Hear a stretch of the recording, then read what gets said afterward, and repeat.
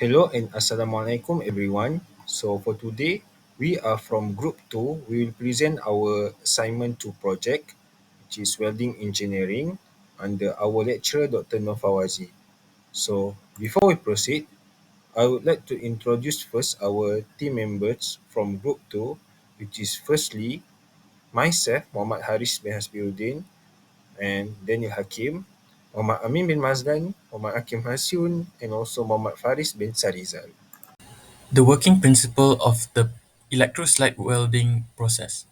Electroslag welding, or ESW, melts filler metal and workpiece surfaces using molten slag. The slag shields the weld pool and travels over the joint's cross-section during welding.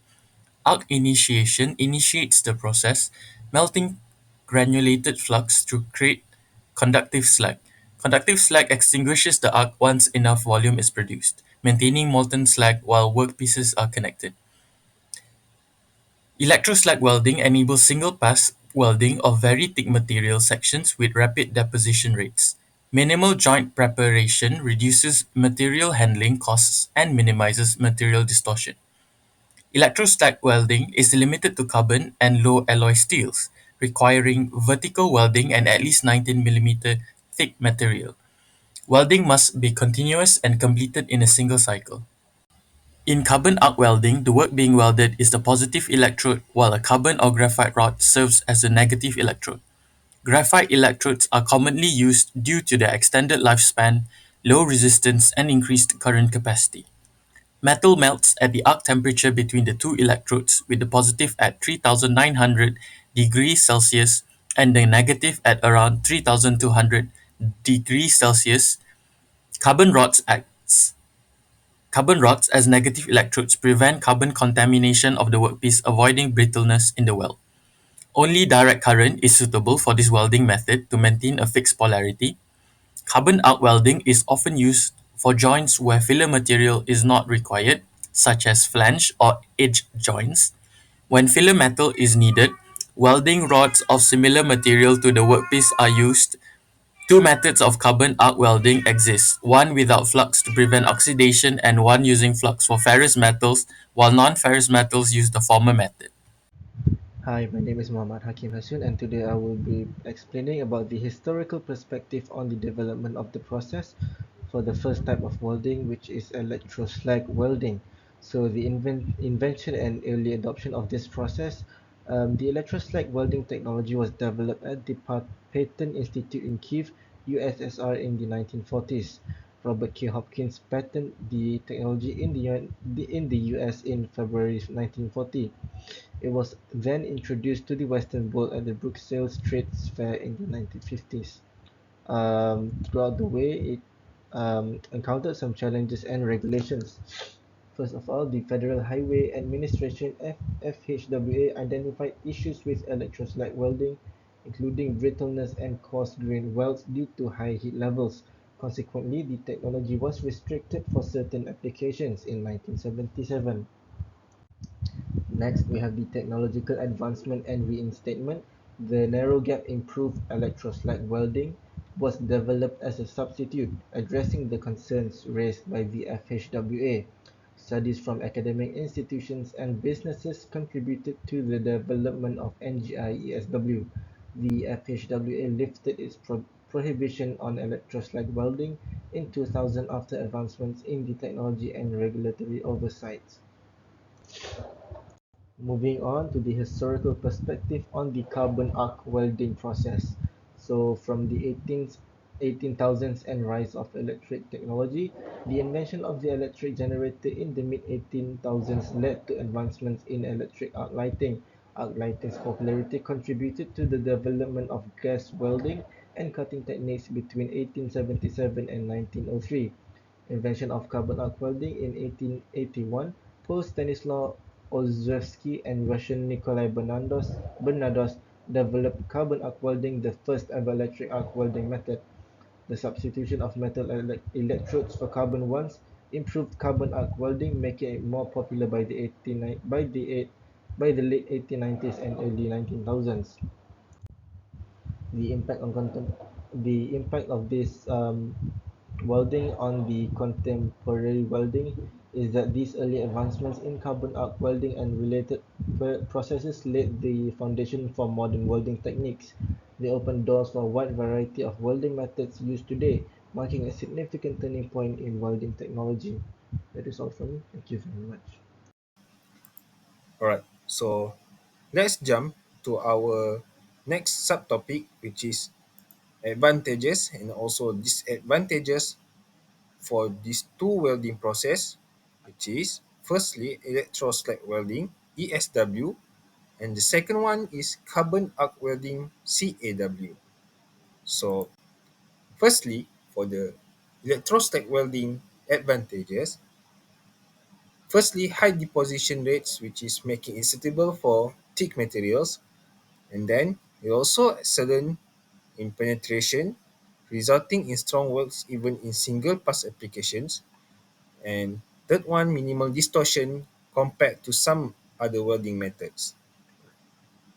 So next, for the disadvantages, it also has a limited to flat and horizontal positions due to slack buildup and also limited joint access due to the need for a preformed groove. And lastly, high initial setup cost and specialized equipment required. So for the next one, the advantages of carbon arc welding, which is CAW, firstly, it has versatile process suitable for a wide range of materials, including ferrous and also non-ferrous metals. The second one, it can be performed in all positions and no shielding gas required, which is reducing operational costs. And for the disadvantages for CAW, it has limited control over weld penetration and bed shape, and also high operator skill required to maintain arc stability, and lastly, high levels of spatter compared to some other processes.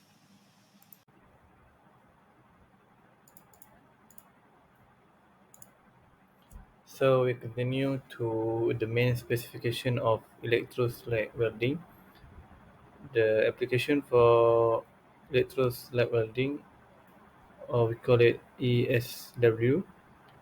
ESW is perfect for combining very thick length of metal, mostly steel, in a vertical or almost vertical orientation. Typically, this section range from over 25 millimeter to 300 millimeter, and it is also a single pass process. ESW is a highly productive process because it can complete well in a single pass, regardless of material thickness within its range. And the filler metal of the ESW welding method is a consumable electrode, which is will continuously feed filler metal into the molten slag bath, which is can be referred at this picture. And the heat source, in contrast to arc welding,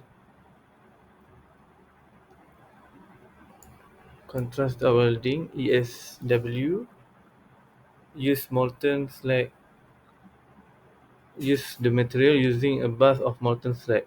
Flux is melted to produce this conductive slag during the first arc formed between the consumable electrode and the workpiece. Next, we proceed with the main specification of carbon arc welding. The application for the CAW method is, although CAW was formerly utilized for copper and some steel, and it is used for a long period of time historically, and but its current uses are restricted. More control and better quality welds are available by the recent method. And the heat source of the CAW use a non-consumable carbon electrode to create a powerful electric arc. The temperature of the arc can reach above 3000 degrees Celsius, which is sufficient to melt the base metal and create the weld. And the weld protection for this method is shielded by gas or flux, and can be employed depending on the material being welded. However, CIW lack proper shading, resulting in weak and easily contaminated weld, which is also why the reason CIW have recently not being used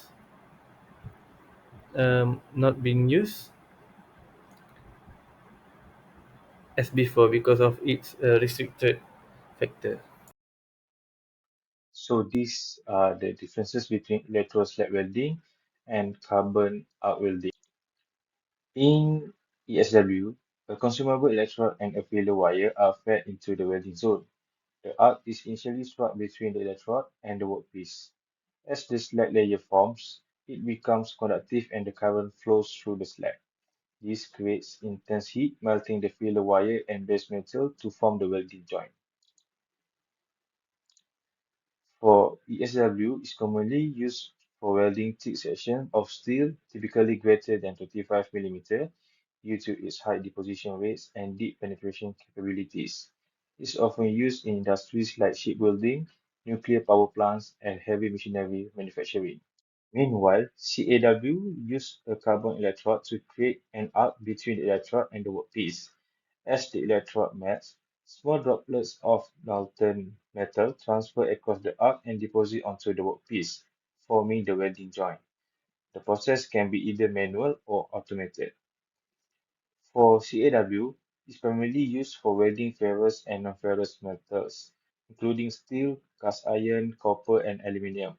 It is often utilized in applications where precise control over the welding process is necessary, such as in maintenance and repair work, as well as in the fabrication of steel structures and pipelines.